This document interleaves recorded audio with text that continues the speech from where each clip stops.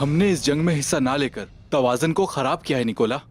जंग सिर्फ और सिर्फ एक तवाज़ुन का खेल है जेसन। मेरा मंसूबा काम कर रहा है, जल्द ही खुशखबरी भी आती होगी। क्या हमारा असल दुश्मन तोगाई नहीं है?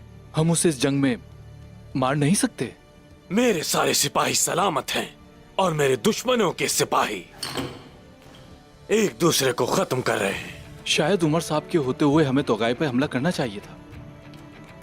उमर साहब, तोगाई की भी हिम्मत अब तक जवाब दे चुकी होगी।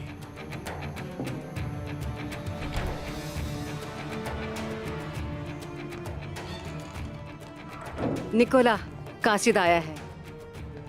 तोगाई ने उमर और उसकी फौज को तबाह कर दिया और उसके कबीले को आग लगा दी। क्या कहा था मैंने तुमसे जेसन? असल जंग तो अब शुरू हुई है। सुल्तान ने उस्मान से जो वादा किया था वो टूट गया।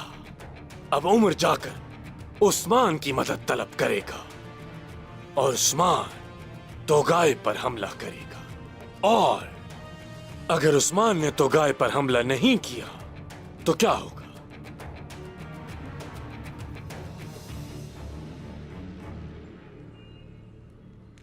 तोगाई उस्मान पर हमला करेगा और फिर हम क्या करेंगे जानते हो?